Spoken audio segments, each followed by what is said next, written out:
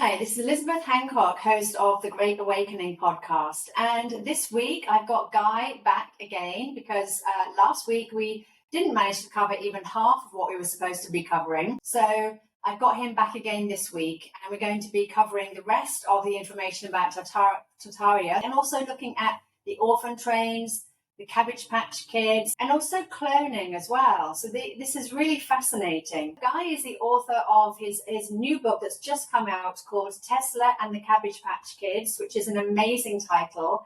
I think it's going to get a lot of people interested in buying that, and it's now available on Amazon. So hi, Guy. Thank you for coming back again. It's really nice to have you with me. Oh, thank you for having me back on. Yes, we had a fantastic conversation last week, and it went on for an hour and 5 minutes. And, you're such a wealth of knowledge on Tartaria. So last week we looked at the empire of Tartaria, which took over the northern hemisphere, Russia, Mongolia. And we also looked at the mud floods as well, and how so many adults, people were wiped out at that time. And then that led to wars and putting people in mental asylums and sort of just wiping out memory, collective memory around Tartaria, and the people who remembered about Tartaria and who was there and where it was and remembered that history of it. So then we're going to be looking today at the kids, so how were there so many kids left behind, and how were the adults wiped out and not the children? How did this happen? Well, the adults were wiped out in two ways. A lot of the men obviously went off to fight, and that was the Civil Wars and the Napoleonic Wars. And at the time, because they'd introduced the Lunacy Act, that meant that the wife, the mother, if she had lost her husband in battle, that was just cause for her to be committed. And of course, as soon as she's committed, then the children become property of the state and orphans, or were left to roam the streets. And in New York, in particularly, they were referred to as the ragamuffins. And then you've got street Arabs and urchins and so on. But a lot of people that came back from the war and people that didn't fight in the civil wars, a lot of those were actually locked up. Prisons really started to take off along with asylums after 1776, after the last reset.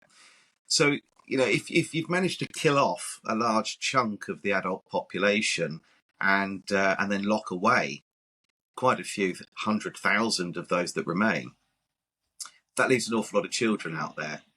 And the ones that were 7 years and older became passengers on what's known as the orphan trains.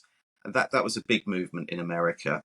And the gentleman behind that, who played a key role in the orphan trains, was none other than P.T. Barnum, the famous entertainer and perhaps the biggest showman that we've ever known. P.T. Barnum was the man behind that, along with the Freemasons. I was just going to say that there was a film a few years back called The Greatest Showman. Yeah, that's P.T. Barnum. That's the story of P.T. Barnum. As soon as you said it, I thought, oh my God, that must be him. So, of course, they make these Hollywood movies, to rewrite history, to sort of emulate, these terrible people and make them look good, which they're constantly doing with the movies, and change our perception of reality so that we start to see things in a different way. I hate the way that they do this with the movies. I think they've always done it, haven't they? I think that they hide in plain sight the truth behind things. There was a series, I can't remember what it's called, but there was a series on Netflix recently where the pharaohs and the gods, the deities, were sort of 20 feet tall. And that, funnily enough, the same actor, I can't remember his name, but he plays Wolverine. The same actor is P.T. Barnum in The Greatest Showman. Yes, I know. I know. I remember he's on black. I don't know why I can't remember what his name is, but he's in. And that's the first time I've seen a sort of a modern film about the Egyptians. And in this particular one, it's Moses is the main character. But this is the first time I've actually seen them travelling into space and the pharaohs and the gods being so much bigger than the rest of us. So I think, as people are uncovering the fact that there were giants and the Anunnaki were considerably taller than us, as were the pharaohs and the other gods, as they're referred to. It's becoming more popular in the movies and TV to see them really at the realistic height that they would have been in proportion to us. So P.T. Barnum, it's worth having a look on Google or whatever search engine you use at his house. He lived, I think he lived in the state of New York. It's certainly worth having a look at the house he lived in. It beggars belief that this is something that it makes Buckingham Palace look bland. It's incredible. And there's no narrative behind who built it. There's no real evidence of anything. There's just images of this amazing house, and it's Tartarian, without a shadow of a doubt. The old pictures show you the rooftops, actually with the equipment to harness the energy from the ether. And so it looks very much like anyone who played a key role in the reset and re-establishing the planet was rewarded handsomely, not only with incredible control, but with their own Tartarian palace. Yeah, okay. And so the heads of state, the world leaders, it was all shifted, shifted. You keep quiet, we'll give you a huge house, lots of land, a title, a bit like they've been doing in the UK for centuries as well. And so it's amazing because when I first learned about the Great Reset, I always kept saying, but how could they do this? How could they do this? It's just, it is so unbelievable. I think people just don't believe it.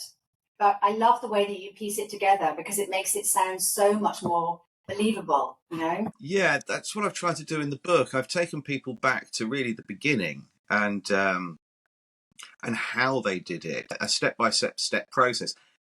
And that's twofold, really. The reasons for doing that are twofold. First of all, I want people to be able to understand how they did it and talk them through almost a walk-through process on how that was done. But the other reason, perhaps more important to the first reason, is that we're going through a reset now. And if people can understand that and start to recognise what they're doing, then they can see that history has a horrible habit of repeating itself. And that if we are armed with the knowledge of what they've done before and how often they do it, why they do it, and the process involved, then they're going to become more awakened to the fact that it's happening again right now. Now, I struggle to pinpoint the turning point of all this in the current reset, but a lot of people say it was the pandemic, a mass exercise in how much control can we actually have over the general public? Can we get them almost under house arrest?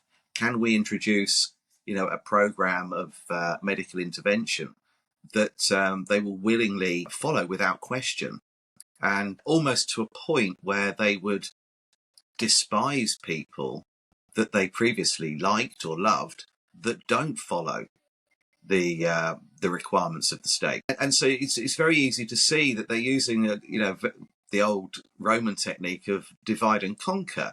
If they can get us to argue amongst ourselves and fall out, then we become little groups that have broken away, and we're far more easy to manage and control, and become weaker, when what we need to be doing is uniting. And although it would require everybody on the planet to really wake up overnight to stop this now, I think if we get to a certain number of people, then more will follow. But my only fear is time. With all of these things, it's time, and we've got the Agenda 21 and Agenda 30 going on.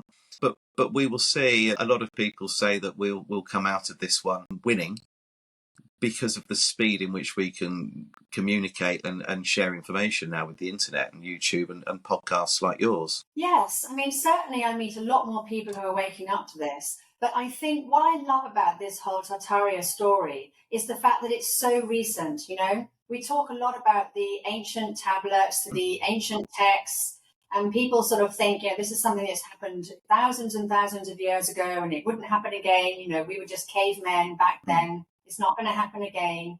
But to understand that this is something that actually happened only 200 years ago, I think it really brings it home to people that, we're not talking about something ancient. We're talking about something which keeps happening every 250 years, as you said last week. And it's going to be happening again as we approach 2030. Yeah.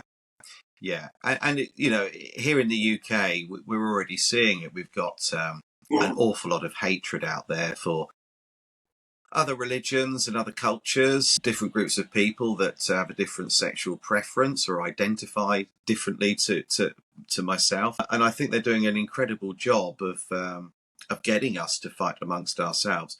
But at the same time, they're censoring. So it's very hard to get out there to people the message that this is being done on purpose. This isn't how we're supposed to be. We should all just accept each other the way we are.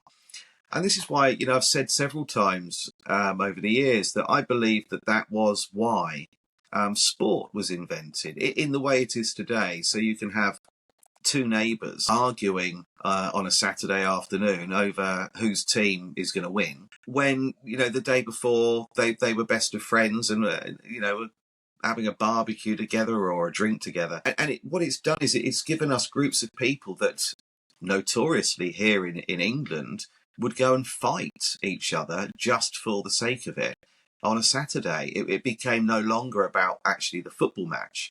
It became about the violence, and football hooliganism was huge here. It still goes on now, but there was a massive surge of it when I was in my early teens with different groups of people.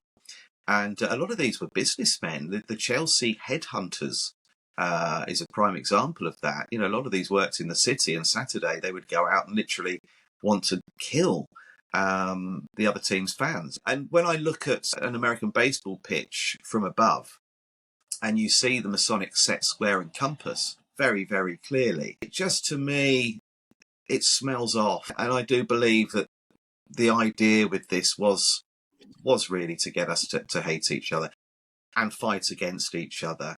And I don't know if you've seen much about the recent rioting that we've had here. Yes. All engineered, I think. All engineered. I think frequency programs that are bombarded through the TV, through the media, through the internet.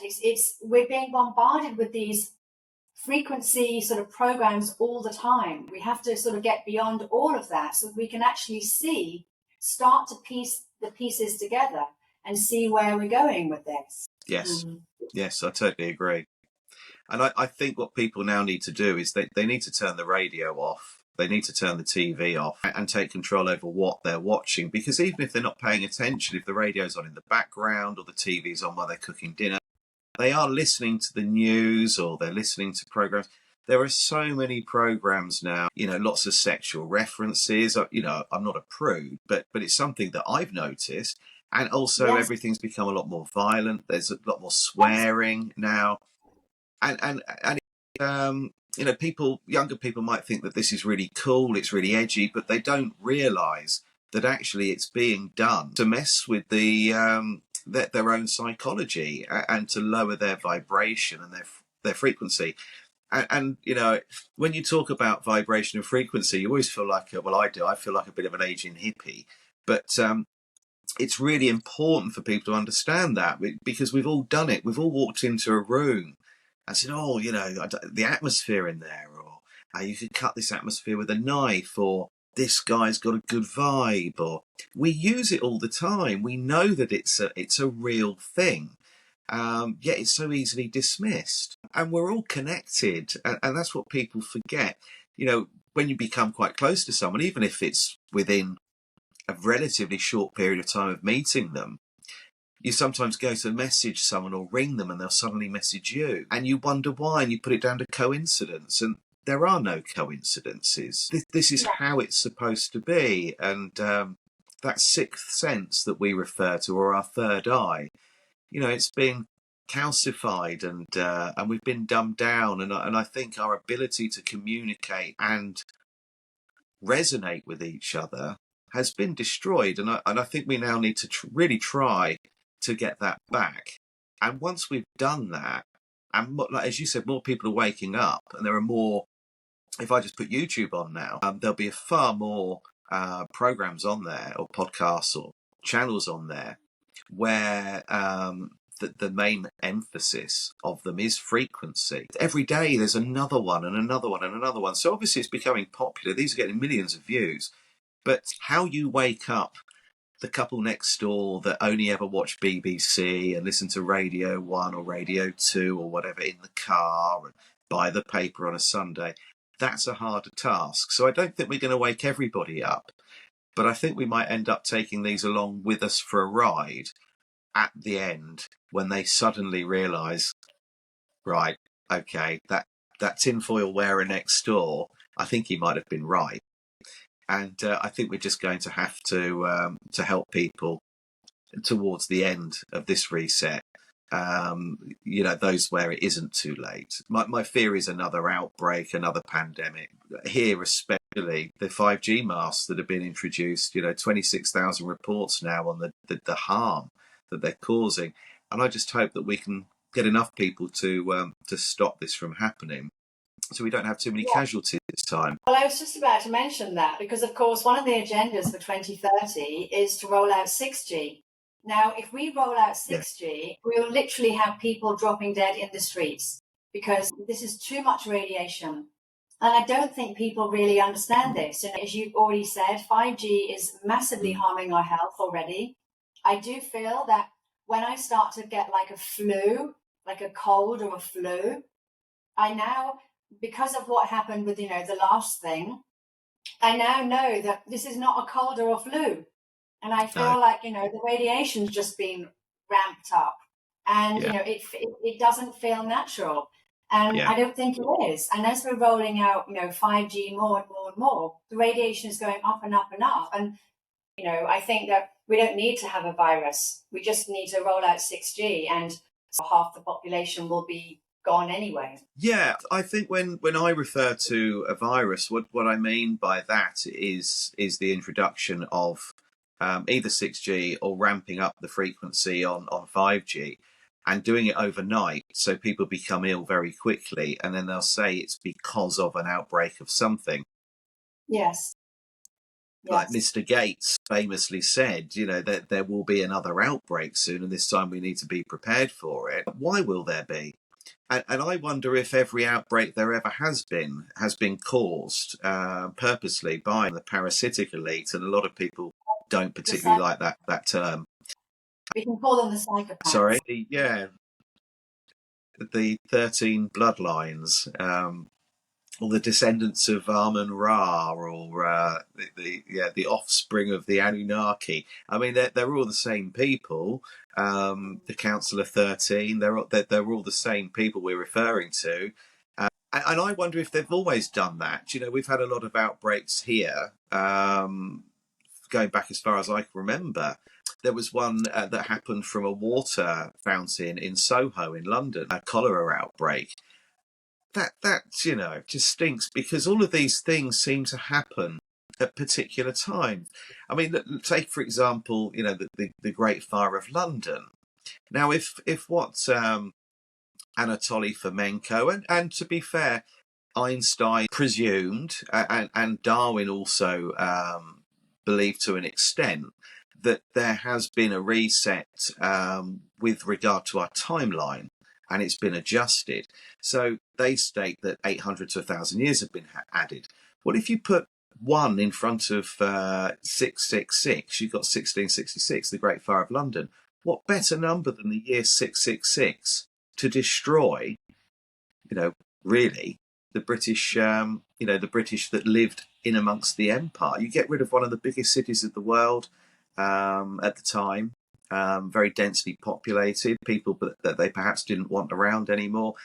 And the narrative behind it, in Pudding Lane, one small candle or whatever it was, this is the same story they use in world fairs. They'll say that one particular world fair, they refer to in America as being destroyed by a fire that resulted from a candle being knocked over by a cow in a barn. And it burnt an entire city down. It's always these fires, the floods, the earthquakes, the outbreaks. They're always really well timed. They all happen around the same period of time. And people have just got to look at history and see that it does repeat itself, that it does go through cycles. And each time, going back to what we were originally talking about, they have this task of repurposing the buildings that they want, destroying the ones that they don't, or destroying the ones that are hard to explain. Perhaps the narrative's too weak with regard to the architect. In my book, I've mentioned several buildings in the world, but more so quite a few of the first buildings built apparently by the British in Australia. And I did some digging on one particular building, and the first government house actually in Sydney. And once I dug down deep into that, I found out that the person they claimed was the architect was 9 years old. And this happens time and time again. It's very weakly done. It's almost rushed. A lot of buildings to get through, a lot of stories to write, and they get it wrong sometimes. So you can find out for yourself. You can just pick an old building, St. Paul's Cathedral, or wherever you are. It could be the White House. Pick a building, and that's the oldest one that you can find that you know a little bit about, and just start digging away at who actually built it. And you'll often find that the backstory is unbelievable, literally unbelievable or impossible. So they make mistakes, and these mistakes are really useful because they help confirm people's suspicions. And as you were saying earlier on, we are referred to as conspiracy theorists. And I just wish people would get a better understanding of what conspiracy is the plural of, and it's the plural of conspire. And these people are conspiring against the general public, and the people that are referred to as tinfoil hat wearers are trying to help. They're trying to share this information, and often they're condemned and ridiculed for doing so. And you earn nothing from it other than a few sleepless nights each time you put yourself on the line and put something out there.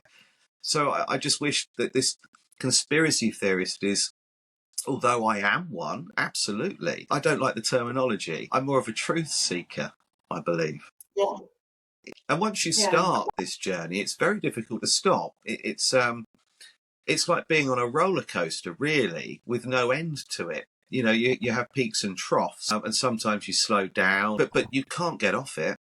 You can't get off. Once you start seeing all of this, because I know myself, if a war started tomorrow somewhere where there isn't currently one going on in one form or another, my first instinct would be, what's there that they don't want, or who is that they don't want, whether it's a mass of people, or like we saw in the invasion of Iraq, the first thing that they hit is the apparent site of Gilgamesh's tomb, followed by some museums and some very old buildings. And then, lots of people are seen looting the museums, and then lo and behold, some of the ancient artifacts end up in a private library owned by the Rothschilds here in England. And also sometimes with war, I wonder if some of it is to do with actually to do with money and greed. Lockheed Martin, for example, how much would they make? How much would their shareholders benefit and make from another world war? So I don't think it's ever really about the people. The people are sent to fight other people that neither have really a true understanding of why they're fighting against each other. And, in another time, they could have been friends. And they're fighting on behalf of people that stay very far back or go into underground bunkers or, are well away from the action. Whereas, we're told that hundreds of years ago, the king or the lord or whoever it was would be at the front of the battle. I don't know if that ever happened, but certainly it's different now. It's we've got people that are prepared to see me go and fight someone I don't know for reasons I don't really understand in the name of peace. And then at the end of war, who actually benefits from it? Ex-servicemen living on the streets here in England, they're not very well looked after. And if you saw, what happened at the end of the Vietnam War, when the Americans came back, when the troops came back to America, none of them received a hero's welcome, despite whether or not the war should have happened, which obviously it shouldn't. I think we all know that now. It was more of a financial manufacturing boom and boost than anything else. They also came back, incidentally, with a lot of Vietnamese children. There are images of planes full of them full of Vietnamese babies that they brought back. But these people put their life on the line and come back with severe psychological problems, and are then treated by the system as worthless and no longer of any use or purpose. And so, who's benefiting from any war we've ever had? Who ultimately benefited? And I think once you look into that and start thinking about that, that would probably deter a lot of people from signing up and joining, because you don't know really who you're fighting for. Yeah, I think World War III is already happening, but it's a spiritual war, as they say. It's going on very much behind the scenes. And, we're not aware really of what's going on and who's fighting who.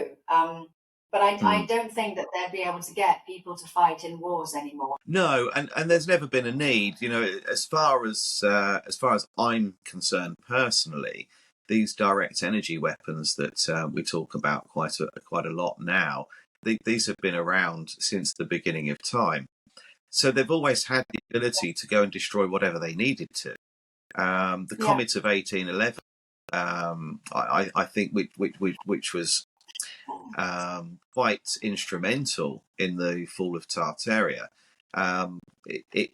In Europe they refer to it as Napoleon's comet.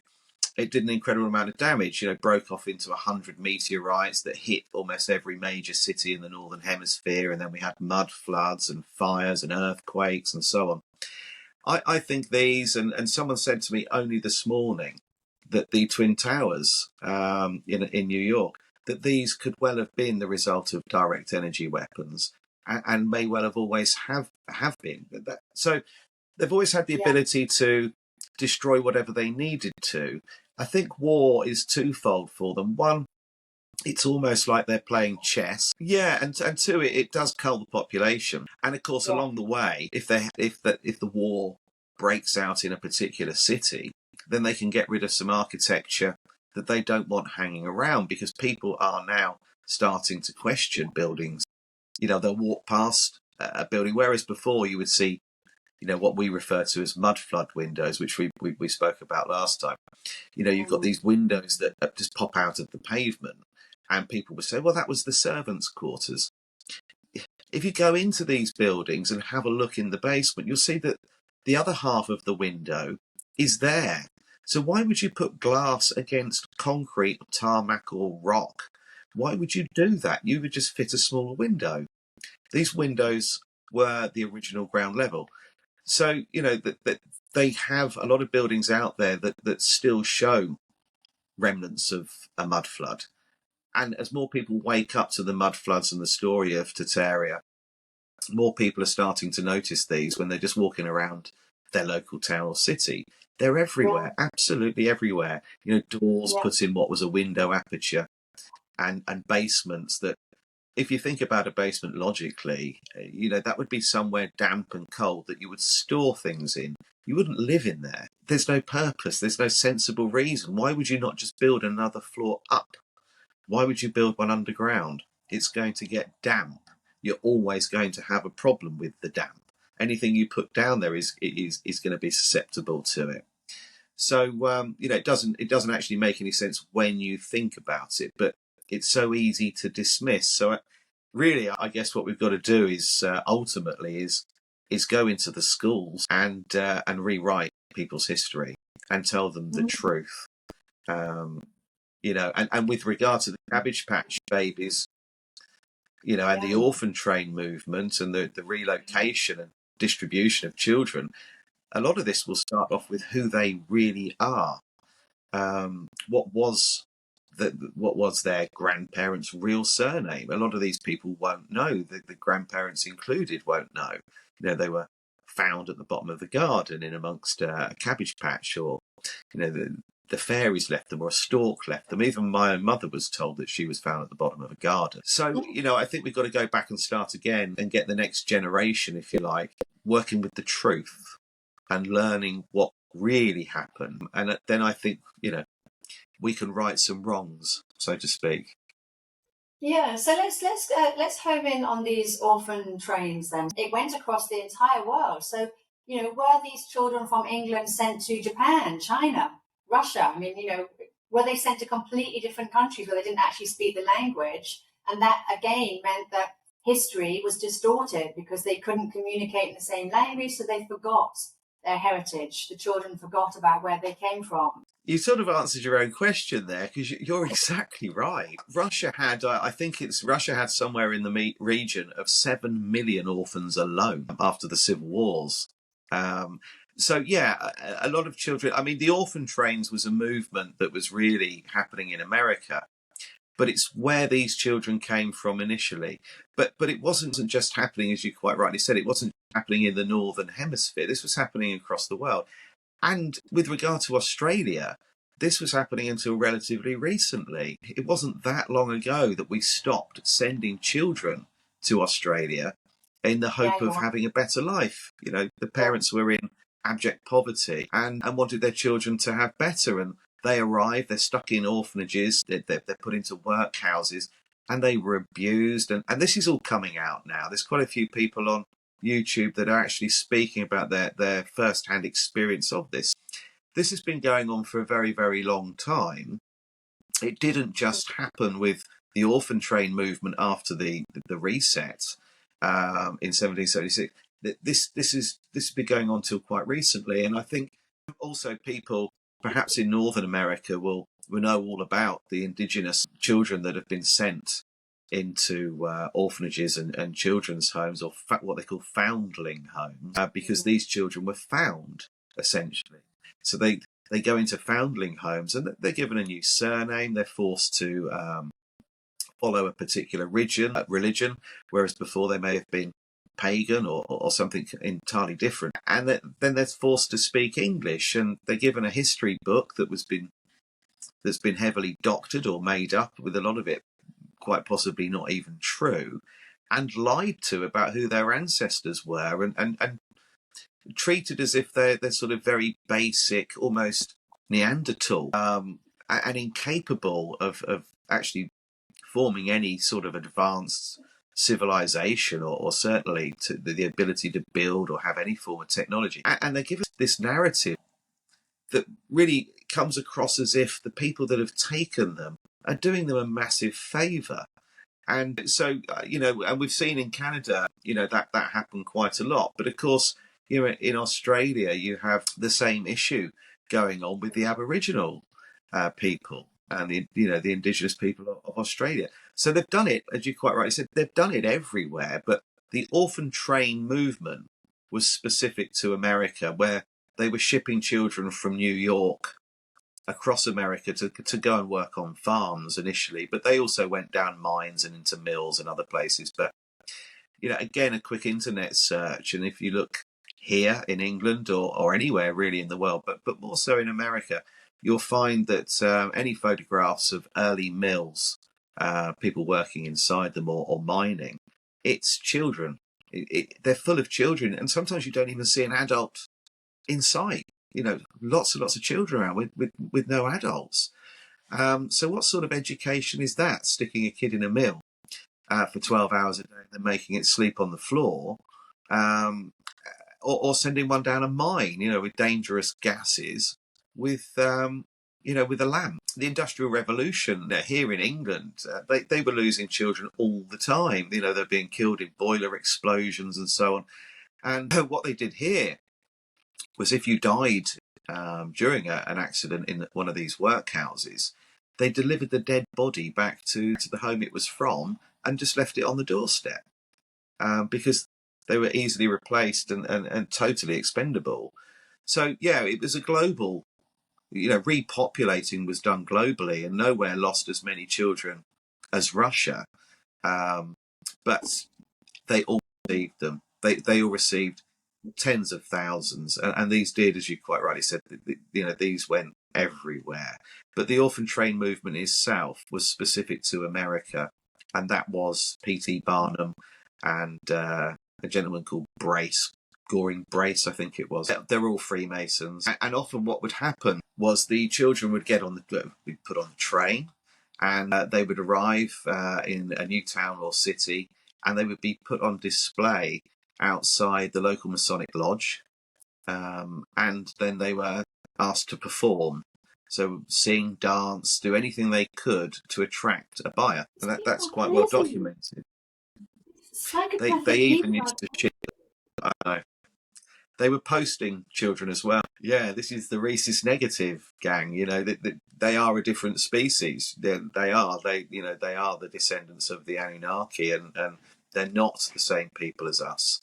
Although we have traces in us, we were designed in the image of the gods, but not to be, as powerful or as knowledgeable as them. These people have certainly a lot more of that blood coursing through their veins than we do. For a very specific reason, they were left in control, and still are today. But as we know, that control's dwindling, isn't it? They are losing that control, and we're seeing some of them become exposed, and I think they're losing that. They're losing that fight. I just want it to be a bit faster. So I just had a flashback to something I put on Facebook a little while ago with regard to frequency and how they treat us and our energy and so on. And that was the prisoner philosophy that I have, and that is that if we are only in the end energy and just a source of energy, then that would align perfectly with the fact that when you've committed a crime, and often a victimless crime, a crime against the state and not against a fellow human, we are charged and placed inside a cell. That's your energy zapped. So I think there's a lot of this, in plain sight with regard to certainly with regard to things like frequency, vibration, and our energy. That actual scenario of being charged and placed in a cell. And also, with regard to the wars, we don't use the terminology so much now, but we used to use with a group of soldiers inside a fort. We'd often call that a battery. Going back to ancient times, we'd have a battering ram. Okay, so yes, I think our energy has always been used against us, and if we can just turn that on its head, we'll come out of this one laughing, I think. Yeah, non-violence. We don't need to be violent. Yeah. All we do, in fact, is send them love, because they would hate that. Because, that love is the most powerful energy in the universe. It's the highest vibration. If we send them love, they'll understand that we've learnt how to beat them. We've learnt. We've managed to teach ourselves how to beat them, and it's we beat them through love frequency. Yeah, I mean, I'd be up for tickling one of them to death. No, but I just see there are certain roles that they could fulfill, and the people that have played a key part in this reset and whose ancestors in the last, I see key roles for them. I don't agree with violence on any level at all. I don't see what gives anybody the right to hurt somebody else. I think it's disgusting, and it shows an incredible lack of intelligence and self-control to do that, because it's what the system wants you to do. And like you said, if you can rise above it, if you can forgive and walk away, then that takes a lot more mental capacity and a lot more inner strength than just lashing out. Anyone can hit anyone. It's a mindless action. But to forgive, that takes a lot more. But I think that while there are genuine diseases out there, and while there are genuine issues like the pollution that we have just in seas and rivers, then perhaps these people armed with a fishing net could put back some of the damage that they've caused, even if it is a little bit like a pointless exercise to the extent where it would take forever to do it. I'm quite happy for that to happen. So I could see the elite with big nets going out there and clearing waste from the beaches for the rest of their time here. So I think they could do something to put right or make amends to an extent some of the damage they've done. So I don't. Either that, or we stick them all on an island in the middle of nowhere that we don't want to inhabit. They may leave the planet, but equally, we've got all this new technology coming in. Yeah. The oceans can be cleaned, bodies can be healed. We can heal our bodies through the medbed holographic technology. But you see, this is what I so love about Tartaria, because the fact that it's only 200 years ago makes me think that It was only 200 years ago when we had this thriving, successful, innovative, creative empire of kind, compassionate, good people.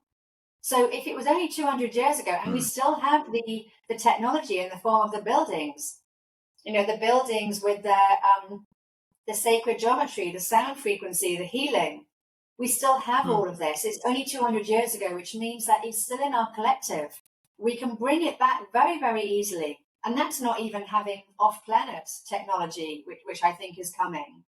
That's just our own planet technology, which has been hidden from us, but it's there. It's still there in the old world buildings that we see. I find this really uplifting and really hopeful, actually. And I think it's just a matter, we just have to, I think just accept that we've been suppressed, accept that we've been manipulated, accept that we've been, brainwashed, indoctrinated, whatever. Accept it, forgive them, and move on. And just create this beautiful world that we can create for ourselves and our children, and just understand that we don't have to fight, we just have to just move away from these, psychopathic people, just move away from them and just go off and do something different. There's more than us. We are creative beings. They're not.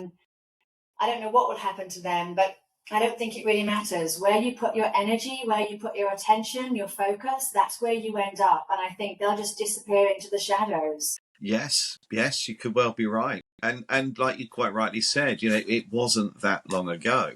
This wasn't, we're talking 250 years ago when they reset us last. I think the difference between then and now is that each time there's a reset, that they've got more information and more experience on how they got through the last one, what worked, what didn't. And I think that the television, radio, the media is perhaps where their strength has lied leading up to this one, because they've been able to program so many of us. And obviously, the clue's in the title, isn't it? In the name, program. We switch the TV on, which, the idiot box, as some people refer to it, we pop that on and we sit there and we become programmed for the rest of the evening.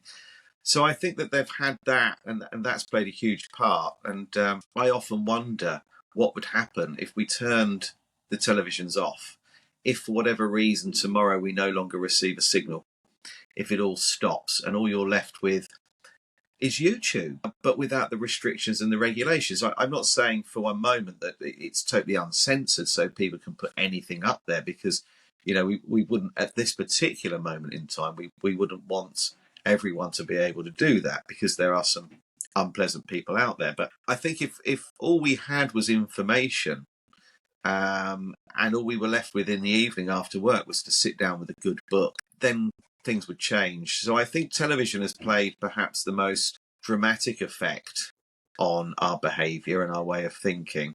And, perhaps that's the first thing that needs to go. Yeah, it's massively dumbed us down. And we're so easy to manipulate when we're dumbed down. And even now, children with the iPads, their brains, children are so much less intelligent now than they were 15 years ago. It's just this constant dumbing down. And of course, it's so easy to brainwash and manipulate a dumbed down society. Yes, it is. Yeah, absolutely. But I do feel that with this rising energies of the planet, one of the first signs of this is discernment.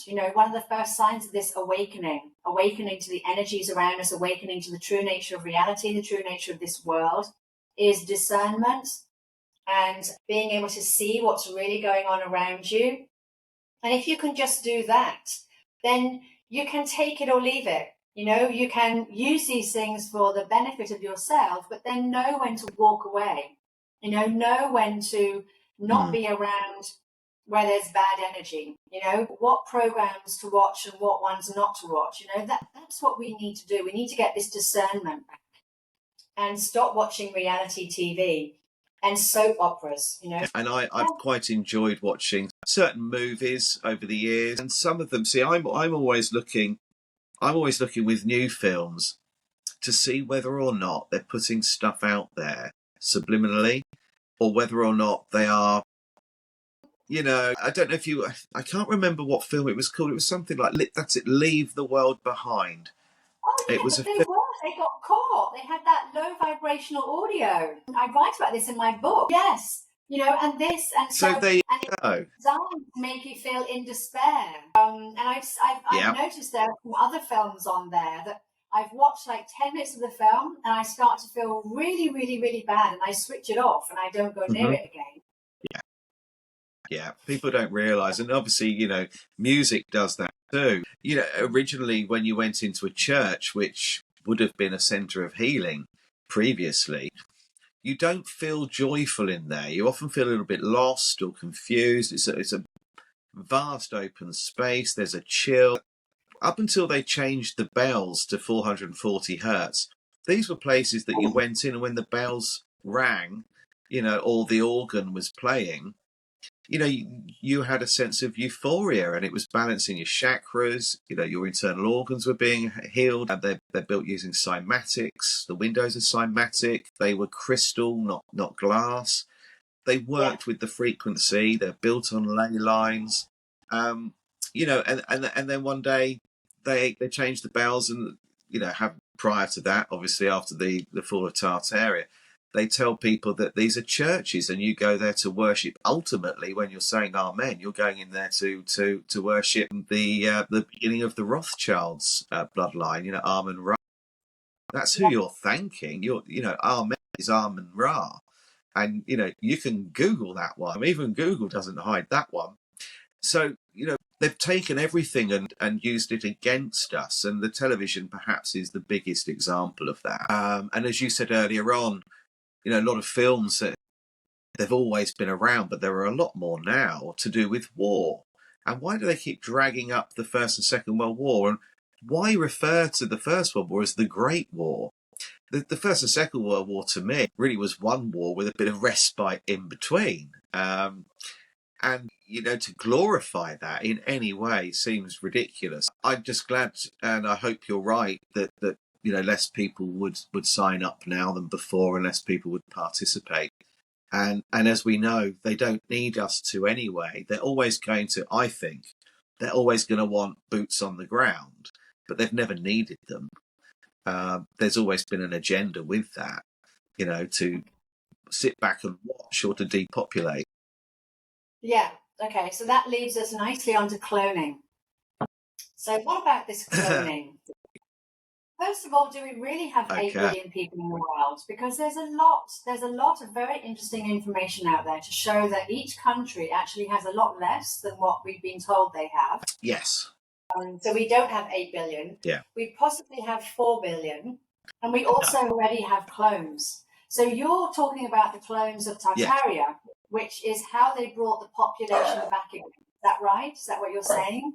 Yeah, that's exactly what I'm saying. So, and cloning, obviously, that goes back to really biblical times. I mean, if you read the Bible or the Sumerian texts, then they're saying that. Yeah, so this was Adam, Adapo, whoever you want to call this person. The first one they got right was made in a lab, and they cloned from that. So this is something that they can do, and we've seen. For those people who don't believe that and believe Darwin's theory of evolution, which even in the end he admitted he was paid by the Vatican to come up with it and didn't believe it himself. Even if we follow, he was paid to come up with that theory, giving people the choice. It's a little bit like, is the earth flat or is it a globe? When you give people two options, they'll pick one of them. And what few people will do is say, I don't believe either. Because often the truth is something entirely different, but it's dealt with by giving people an alternative story or theory. So Darwin did say he didn't believe in anything he'd ever written, and that he was paid by the Vatican to come up with all of this stuff. Specifically for those who didn't follow religion, didn't want to believe, it gave them an alternative. So cloning appears to be something that is really going back to how we first actually arrived as people, that missing link that they can't find, where one moment we're Neanderthal man, the caveman hunter-gatherer, the next minute were actually communicating and building things. They've never found that link, but they have found proof that we have been altered, that our DNA has been altered and fused, and certain chromosomes have been altered. That is out there. So, I think that that's something that people are aware of. But yes, it goes back all the way to there. So what about the cloning with Tartaria? What about that part? Yeah. So with regard to that, the Cabbage Patch Babies appears to be, well, from what I've researched, that appears to be really starting off with Alice Guy. And she was the first female filmmaker.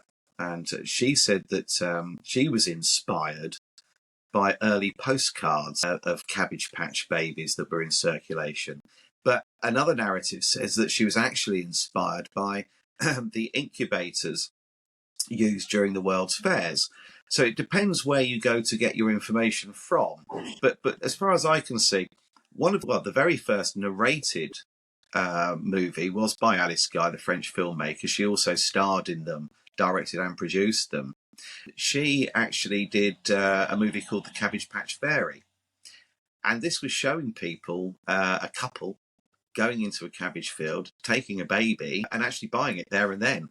And she was picking them up by their limbs. You can see that these babies, they're real babies, that they're in distress. And so I think that was showing people, really, again, hiding in plain sight, if you like, that what was going on.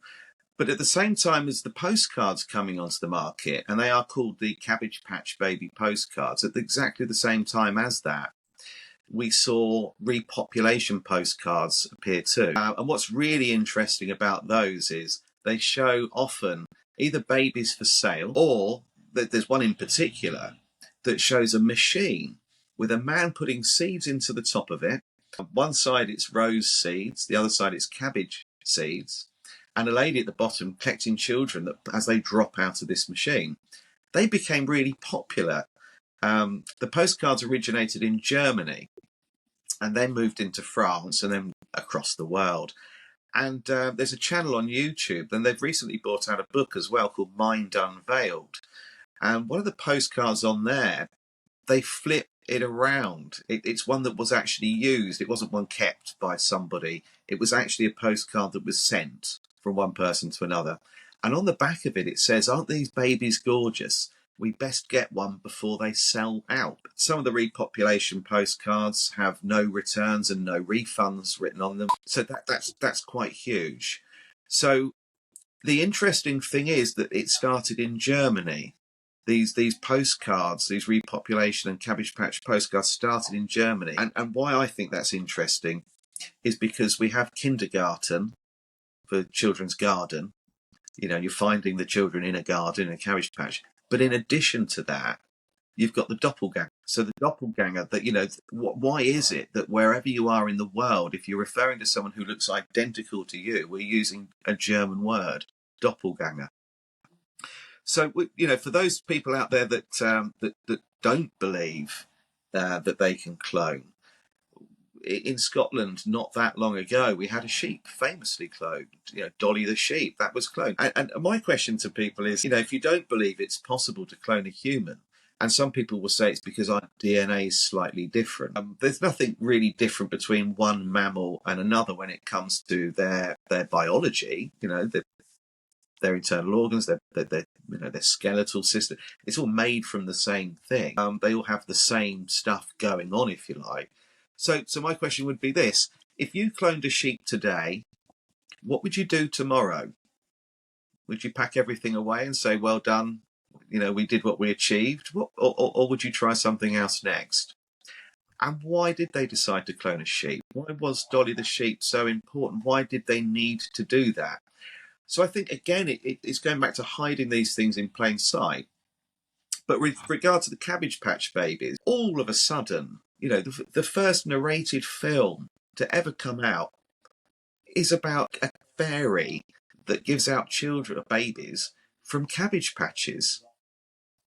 So, and with regard to the Cabbage Patch itself and why a cabbage patch, all I have found is going back to King Herod, where babies were being hidden in amongst vegetable fields. And that is what they did. They weren't hiding them in riverbanks. They were being hidden in vegetable fields and in with crops and so on. Why cabbage? I don't know, but very clearly that is that is what was going on. And these postcards, there's hundreds of them out there. And it really is worth an internet search on images for this. So many babies just in amongst cabbages. And interestingly, there's actually a sculpture outside a maternity hospital in Tomsk in Russia. And it's called Im Anna. And it's a baby inside a cabbage. And people are told that the expectant mother goes in, and if she kisses the forehead, she has a girl, and kisses the lower part of the head, she has a boy. And at the time, people were the Cabbage Patch postcards came out, they were saying things like, boys come from cabbages and girls come from roses. And as I said to you right at the start, even my own mother was told she was found at the bottom of the garden. And this is something I hear quite a lot. So yeah, it's really worth Googling. I hate to use that term, but most people are using that search engine. It's worth typing it in. And also the Cabbage Patch Fairy, and her second film was Midwife to the Upper Classes, Alice Guy. That's worth looking into. But then after that, we've got the other thing to look at with regard to repopulating and whether or not they were cloning is the sudden appearance at these world fairs of Martin Cooney and the incubator babies, where it was a sideshow. You could pay and go and see all of these babies inside incubators. And the backstory is that some were on loan from hospitals, which I don't believe. You wouldn't give your newborn baby away to a showman to go inside a World's Fair, and people paying, I think it was 5 cents or 25 cents to go and have a look at all of these babies. My question is, where did all these babies come from? Every World Fair in every city, in every country on this planet had incubators full of babies with a backstory that says they took 20,000 or 1,200 on loan from Paris, and the World's Fair in New York took them from the hospitals in New York, and in England they shipped ones from Paris over to so they had enough of them. Where did all of these babies come from? Now, they can't all be the result of mothers that were told, your baby's been stillborn, I'm afraid, or your baby's died shortly after birth, and that's how they get them. There were thousands and thousands of these babies in circulation. So if they weren't cloning, what I would like to know is, where did all of these babies come from? And I'd like someone to provide me with a decent paper trail on that, because there isn't one. There just isn't. The narrative is they were on loan from maternity hospitals. I think that still goes on today, doesn't it? I mean, we're given the story of, we all know what happened on 9/11, even though here we would say it was the 11th of the 9th. We all know what happened, but very few people talk about the fact that 3 towers fell. We only saw 2 hit, but a third fell. And how do you in amongst, and then the Pentagon was hit, but the plane disintegrated. But yet we're still able to find perfectly intact passports lying on the ground to enable us to identify the people that were apparently the cause of this. Often we're given a story that is so unbelievable, we believe it, because to not makes you question everything. And I think that is the problem sometimes with trying to wake people up, that if you start telling them that the people that they think care for them don't, and that what they're watching is actually designed to make them ill, and the next intervention will only have one purpose, and that new tower or mast is there actually to make you think you've got long COVID, or whatever it is, that it's too much for a lot of people to take on board. So it's far easier to dismiss it, stick your head in the sand, and just plough on. And I think what we've seen, certainly since we came out of lockdown, is the cost of living go through the roof. And so people are so focused now on making ends meet that they've achieved two things by that. One is we're permanently distracted because we're constantly worried about whether or not we can afford to turn the heating on or do the food shopping. The second thing that they've done is they've actually divided us quite successfully by making us become more insular and reclusive. We stopped socializing for a long period of time, and that was quite successful. And so many people that I speak to now will say that, oh, they don't really go out that much. It's not something to do these days. They stay in, they get home from work, and they put the TV on. And again, subjecting you to more and more and more of the same stuff. So I think that people have been given so much to worry about that they can't think about anything else.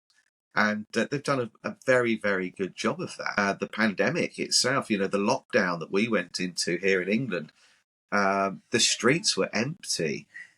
And people started saying in Venice that dolphins were returning. They weren't. They were always there. It's just the water was so churned up all the time you couldn't see them. But people started saying, look at nature restoring itself and blaming themselves. We're constantly required to blame ourselves for anything. Man-made global warming. When you and I and the people that are watching this are not responsible for any of that. None of this is our doing or making. And as I said, as I said to you before, the first thing they did when we went into lockdown wasn't worry about a cure or how people are going to get by now they've had their salary cut. They rushed out to fit masts so we could all have better connectivity. But how many people on a regular basis have 5G as a signal on their phone? Most people say, I hardly ever get it, or only get it when I'm in a certain place. So can you not join the dots? So I just think that, in order to wake people up, I think the most effective thing we could do is to get them away from radio and TV somehow. And also with regard to what you're watching and listening to, that needs looking into because, a lot of music out there is designed to keep you in a low vibration. We all know songs that we can put on that will make us feel sad, that are designed to make you sad. Elton John's sad song, that there's so much out there designed to make you angry. But what if we only listened to music that was on the correct frequency? What if that's all we listen to? Which is what I'm convinced is the idea behind opera houses. I think that they are, some of the last remaining Tartarian buildings still working with the correct frequency and vibration within them, still listening to music on the right frequency and vibration, creating the elite that attend these things. I know we're all able to go to the opera, but I was brought up to think that was something that I wouldn't listen to, and I certainly never heard it played in my household. We had the radio on and we had Top of the Pops on a Thursday night. We were listening to popular music, and then some golden oldies, the Beatles and things like that. But what is interesting with regard to music is that Bob Marley, for example, now all of his music was put on a different frequency. It wasn't on 440, which became the standard norm. They played around with with the frequencies. And John Lennon released a few like that. And it seems that quite a few people, Prince as well, Prince actually started speaking out about the system and the people that control it. So it's worth looking into what you're listening to. And if we only ever listened to opera in opera houses, if that was all there was, if there was no other music out there, I think that we would share that same feeling of euphoria and well-being while we were in there and probably lasting a considerable amount of time as we left. And that would have been very similar in frequency and style, if you like, or genre to what was originally being played inside, churches and cathedrals with the pipe organs, achieving the same desired effect, to heal. I think, turn the radio off, turn the TV off, and really think about what is going in, even if it's subliminal. What is going into us? What are we absorbing and resonating with? Well, I think that would be a good place to start. That's how we get our power back. It's learning about what's really gone on our planet, what's really going on now, and what they're trying to do to us now. And there's nothing to be scared of. It's just about standing up and saying, no, not doing it, not playing your games, not playing psychopaths party. Totally. Yeah, totally agree with you. Yeah, and rightly so. I mean, that's why I said that, I think if we could go back to school, not literally us go back to school, but if we could go back to schooling and look at the education they're being taught, from a very early age, we could get them on the right track if they only knew the truth and weren't fed this garbage and the lies that they're told. Imagine if a child from a very, very early age understands how the earth really works and understands the importance of us all being connected and understands also the ripple effect of, if you harm someone, what that's also psychologically doing to you as well. And that actually, living in the present as opposed to living in the past or always looking forward to tomorrow and never really appreciating today. And and social media also, as far as it's helped me with research and certainly helped me get this book out there, it does more harm than good. The fact that it's called social, I think, is a paradox, really, because what it's done is it's totally disconnected people, because you think, well, I don't need to go and knock for them and see how they are, or I don't need to meet up with my old friend because he sees what I'm up to on Facebook. That is not the same. But that is not how we're supposed to be. I grew up having to go and knock on someone's door because I'd get moaned at if I wanted to use the phone. You're not using the phone. Do you know how much that costs? So we were always going and knocking for each other, and we spent most of the time and all of the school holidays outside. And that is what we're supposed to do. And I'd like to see everything turned off, turn the lot of it off. And let's go back to writing each other letters, sending postcards, and actually going and spending time with people with no distractions, without constantly looking at your phone. And also the aspirations that are really sort of fake, if you like, where we go onto social media and why don't we get as many likes as that person? In fact, I saw recently an old friend of mine had got an incredible number of likes on a post that they'd put up with themselves and their wife just going for a coffee. And I thought, well, that's strange. This is up in the thousands. So I had a look, and they'd bought them. They'd actually bought the likes. I think that, to get to a point where your day will be good or bad, depending upon how many people like a photograph of you, just shows how out of balance we are with what's really important. And, in the end, I don't want to steal your line from you, but in the end, love is the only thing that really matters. And, and if you go around hating yourself, which we are supposed to do, that's what the system wants. We've got to despise ourselves a little bit now and again. If we do that, we're never going to rise. We should pat ourselves on the back sometimes and say, do you know what? You weren't looking forward to today, or you weren't looking forward to that phone call or that meeting at work, or the letter coming through the post that you've been waiting for. But it's gone. You did it. You survived. Pat yourself on the back. You got there. You got through it. And it doesn't matter what it is. These are all speed bumps in life's road, and we're going to hit them. And I think not only should we not necessarily embrace them, but and accept the fact perhaps sometimes that they're there for a reason, and it could well be that we've put them there ourselves in a different dimension to redirect us. But I think we should pat ourselves on the back every now and again and say, well done. And I think we just have to remind ourselves that the only thing that really matters in the end is love. And as long as you're with people that you love and that love you, and you've got that love and you can feel it, does it matter what car you drive, or whether or not you went out last night with a certain group of people, or how many people liked your profile picture? Back to psychopath. Yeah. The people that, I suppose, the people that created us, Enki and Enlil, as they're referred to. I mean, we are here for, ultimately we were introduced or created to be slaves, to mine gold, and nothing's changed. We're just debt slaves now. I often sort of refer to this lovely term, an office block being known as a white collar factory. And what's interesting is that the reason for us having collars and cuffs on our shirts is to remind us that we're slaves, and the tie really is the noose around our necks. And these are all metaphors that are put in place on purpose. People who think that they're doing really well, they're really successful, and they're sat in a tall glassed off tower office block with their designer suit on, are sat there with a shirt and tie on, which is a reminder that they are slaves, that they are wearing collars, cuffs, and have a noose around their neck. And now they might earn a lot more money than they ever thought they were going to, but they owe a lot more money than they ever thought they would.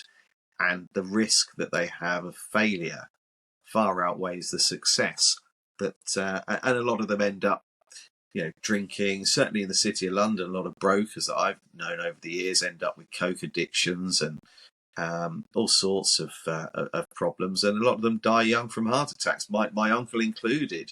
He was a banker for a private bank in the city, and by the time he was 40, he was having heart attacks and drank too much, and he didn't even make it to his 60s. Now tell people how they can connect with you. So is your Facebook group still up? Can they join in there? I'm going to put the link to your book in the notes anyway. So yeah, the Facebook group's still there. It's currently under restrictions. I think this time it's till the end of October. I'm not even sure why this time. I can't find anything, but yeah, obviously being shadow banned myself because I'm admin on it, it might be that, but I've checked, can't find any reason for it. But yeah, there's 21,000 members in the group from across the world, and not just where you would think either. It's not just Britain and America. There are people in Malta, Norway, Sweden, Japan. People all over the world are communicating on there. And it is handy having that translate button now and again, so we can all talk to each other. It's going really well, but they can, if people want to get in touch with me directly, they're more than welcome to have my email address. Anyone who wants the book can buy it on Amazon, or they can buy it from me if they want a signed one. Someone asked me, because I'm, my background is an artist. I actually train as a graphic designer, but I now do quite a lot of commissions for portrait. Someone said, could I buy one from you, please? But would you put something sarcastic in it? Because I know secretly you can be. And would you just draw one of your little cartoons in there? I said, yeah, of course I will. So, anybody wants, I'll do. So, so they can contact me. And if they've got information they want to share, then I'm up for that. But if they've got information they want to share publicly with people of the same thought process, then join the group and post it, get it up there. We do monitor what goes up, so there'll be a delay between you posting it and actually appearing, because we've had a few things we've had to take down, and we certainly don't tolerate anybody laughing at anyone or bullying of any description on there. So have no fear. If you want to share something that's close to your heart, don't fear any repercussions from it, because I won't tolerate it in any way, shape or form, any form of bullying. We're really hot on that, and I've got a few moderators that help me with that. Yeah, if you've got something you want to share. Yeah. What's the name of your Facebook group? Everything is Tesla and the Cabbage Patch. That's the name of it. Tesla and the Cabbage Patch is. Yeah, it's the same as everything. So I've kept it the same as the YouTube channel, the Facebook page, and yeah, I've kept it the same for everything. Mm-hmm. So people only have one thing to remember, and it's keeping it uniform. Yeah. Okay, perfect. Okay, well, I'll put all the links in the notes anyway. Thank you very much for coming back to speak for round 2. That was really, really great. And I think we covered a lot of the stuff that we didn't cover last week. So yeah, thank you so much for that. I really, really appreciate it. Thank you so much for having me on again, Elisabeth. Take care. Okay, bye. Bye now. Bye-bye.